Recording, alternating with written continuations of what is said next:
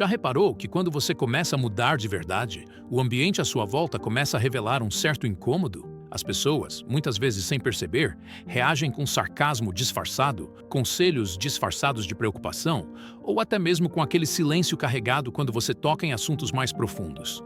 Isso não é coincidência. O que está acontecendo é que sua evolução psicológica, lenta, firme e autêntica, começa a confrontar aquilo que muitos evitam, a necessidade de mudar também. E nem todo mundo está pronto para isso. Sua mudança funciona como um espelho que reflete a estagnação dos outros. E esse reflexo, para quem está anestesiado pela rotina e pelo conformismo, dói. Talvez você esteja vivendo exatamente isso agora. Começou a questionar velhos padrões, a agir com mais consciência, a enxergar a vida com outros olhos. E tudo isso está te afastando de quem ainda vive no piloto automático. E não é que você se isolou, é que, ao sair do padrão, você deixou de caber no molde que sempre te limitaram. A verdade é que toda mente que se fortalece naturalmente causa desconforto, porque ela não se curva mais ao senso comum. Ela incomoda, inspira, desafia. E é por isso que tantos tentam fazer você voltar a ser o que era. Não por maldade, mas por medo. Medo de que sua coragem os force a encarar o próprio comodismo. Isso os deixa inquietos, expondo a fraqueza daqueles que ainda vivem no automático. Mas por que isso acontece? Porque uma mente verdadeiramente forte representa uma ameaça a muitas pessoas e à mediocridade. A natureza já sabia disso. Quando você opta por pensar por conta própria, criar seus próprios valores e abandonar as verdades prontas e confortáveis, você se torna um risco. Um risco para o sistema, para os outros e, mais importante, para o seu antigo eu. Este vídeo é um convite ao desafio. Não é para quem busca conforto ou respostas fáceis. Ele é destinado a você, que está cansado de ser prisioneiro das suas próprias inseguranças, à beira de uma ruptura interna, e pronto para construir algo inquebrável, uma mente que ninguém pode manipular, uma mente que assusta porque não se dobra. Se você está pronto para seguir esse caminho solitário, difícil, mas absolutamente transformador, permaneça aqui. E depois disso, você nunca mais verá o mundo da mesma forma. Friedrich Nietzsche não era apenas um filósofo, ele era um verdadeiro cirurgião da alma humana. Alguém que teve a coragem de olhar para o abismo da existência, não apenas enfrentá-lo, mas mergulhar nele. E foi exatamente nesse abismo, nesse caos interior que muitos evitam, que ele encontrou a fonte da verdadeira força. Porque para a natureza, a transformação de um ser humano não ocorre na paz, estabilidade ou ordem, mas na dor, na queda, no caos. Nietzsche escreveu: você precisa ter um caos dentro de você para dar à luz uma estrela. O caos é o berço da criação, mas poucos estão dispostos a enfrentá-lo. A maioria foge, se distrai, se esconde atrás de rotinas vazias, distrações baratas e pensamentos herdados. Nietzsche acreditava que viver de verdade exigia coragem para confrontar o que há de mais sombrio dentro de nós mesmos. E aqui está uma das verdades mais brutais que ele revelou. Só é possível construir uma mente indestrutível quando você para de fugir de si mesmo. Enquanto você continuar tentando se encaixar, agradar, evitar conflitos ou mascarar seus traumas, sua mente será frágil, facilmente manipulável, facilmente quebrada. Mas quando você encara a dor como parte do processo, algo muda. Você não se torna apenas mais forte, você se torna perigoso, porque uma mente que não teme o sofrimento é uma mente que não se curva ao controle de ninguém. Nietzsche chamava isso de vontade de potência, um conceito que vai muito além de poder ou domínio sobre os outros. Trata-se de dominar a si mesmo, de cultivar uma vontade tão intensa que nem o caos é capaz de te deter. É sobre olhar para os próprios impulsos destrutivos e transformá-los em alicerce. A raiva, o medo, a solidão, todos esses sentimentos que a sociedade diz que você deve esconder, podem se tornar força bruta se forem canalizados corretamente. Você deixa de ser vítima e se torna arquiteto, um criador do próprio destino. Isso é assustador para quem vive na mediocridade, porque você deixa de depender do sistema, das opiniões dos outros, das falsas seguranças, e quando alguém não precisa de ninguém para se manter em pé, ele se torna um símbolo de ameaça. O mundo é construído para manter as pessoas frágeis, e você começa a incomodar apenas por existir. Então a pergunta não é como ser aceito, mas sim, quão longe você está disposto a ir para se libertar. Nietzsche acreditava que a verdadeira liberdade vinha do confronto direto com a dor. Não se trata de gostar da dor, mas de reconhecê-la como o processo que molda. A lagarta precisa se desfazer inteira para virar borboleta. Da mesma forma, você também vai precisar morrer várias vezes por dentro antes de renascer como alguém inquebrável. Uma mente forte não é fruto de sorte, talento ou circunstância. É forjada como uma espada, no fogo, no martelo e no silêncio da solidão.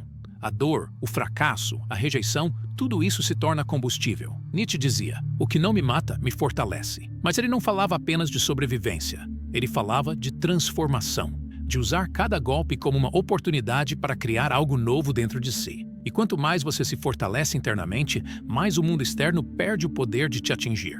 Uma vez Nietzsche disse: "Deus está morto." Mas quando ele falou isso, ele não estava celebrando, mas fazendo um alerta que muitos ainda não compreendem. O que ele matou não foi uma figura divina, mas a ilusão de que há uma autoridade superior cuidando de tudo. Ele matou a crença de que existe um plano ou propósito predeterminado, dado por uma força externa. A morte de Deus marca o fim de qualquer desculpa, e isso é aterrador. Porque até então era fácil delegar a responsabilidade da sua vida. Era reconfortante acreditar que tudo tem uma razão, que o sofrimento faz parte de um plano divino e que um bem maior justificará tudo no final. O mundo, porém, rasga esse véu violentamente, encara você de frente e diz: "Você está sozinho, não há nada pronto." Isso significa que agora você é o Criador. E é aí que começa a verdadeira construção de uma mente poderosa, porque a maioria das pessoas desmorona quando percebe que está sozinha diante do caos, sem manual, sem garantias e sem ninguém para culpar. Somente aqueles que têm coragem de enfrentar essa realidade sem sucumbir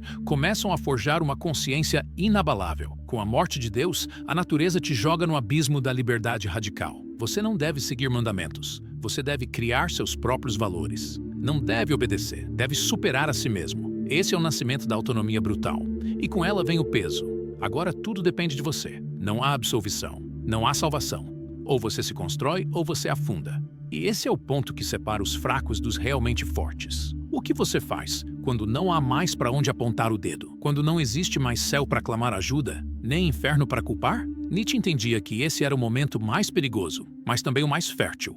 Porque o vazio que a morte de Deus deixa não precisa ser preenchido com desespero. Ele pode ser preenchido com criação. Criação de si mesmo, criação de sentido, criação de uma vontade tão feroz, tão honesta e tão sua que nenhuma doutrina, moral ou estrutura externa pode mais te aprisionar. Esse é o começo do Übermensch, o além do homem. Não uma criatura arrogante e inalcançável, mas alguém que, diante da ausência total de certezas, escolhe criar as próprias. Alguém que olha para o nada e constrói algo. Isso não é egoísmo, isso é responsabilidade no mais alto nível. A responsabilidade de não se esconder atrás de dogmas, ideologias, expectativas ou tradições. A responsabilidade de ser livre, mesmo que isso signifique caminhar por trilhas solitárias e incompreendidas. Porque só quem encara o peso de ser livre é capaz de criar algo verdadeiro. E a mente que nasce dessa liberdade não precisa de muros nem de aplausos. Ela aterroriza porque é impossível de controlar. Se você chegou até aqui, é porque sente que algo dentro de você está despertando. Um desconforto, talvez. Uma inquietação que te empurra para longe do que é superficial. Isso não é fraqueza, é o chamado. O chamado para abandonar o seu eu antigo e assumir sua verdadeira forma. E não vai ser fácil. Vai doer. Vai parecer que você está perdendo tudo. Amigos, referências, até sua identidade. Mas é aí que o processo realmente começa. Nietzsche escreveu: "Torne-se quem você é. Não quem esperam que você seja, não quem te ensinaram a ser, mas quem você lá no fundo já sente que pode se tornar. E para isso vai ser preciso coragem. Coragem para ficar sozinho, coragem para ser odiado, coragem para ser incompreendido. Mas no final, quando a poeira baixar e o mundo olhar para você tentando entender como sobreviveu, sua mente vai estar lá, firme." Nietzsche não queria que você seguisse os passos dele. Ele queria que você criasse os seus. Porque, no fundo, a grande mensagem por trás de toda a sua filosofia não era sobre destruir crenças, mas sobre construir indivíduos. Indivíduos que não se curvam diante da autoridade, que não mendigam aprovação, que não se escondem atrás de desculpas, mas que vivem com tal intensidade e autonomia que sua própria existência se torna um ato de rebelião. E é exatamente por isso que construir uma mente poderosa aterroriza os outros. Porque ela é um lembrete vivo de tudo que eles evitaram ser. Sua força vai incomodar. Sua liberdade vai parecer arrogância. Sua independência vai ser chamada de egoísmo. Mas continue, porque o mundo precisa de mais pessoas que tenham a coragem de viver com integridade, mesmo que isso signifique caminhar contra a maré. No fim, não é sobre provar nada para ninguém. É sobre olhar no espelho e saber que você é fruto das suas próprias escolhas, não das circunstâncias nem das expectativas alheias. E se esse vídeo te provocou, te desafiou ou te fez refletir, então ele cumpriu seu papel. Agora a decisão é sua: continuar sendo o reflexo do mundo ou se tornar a força que molda o seu próprio.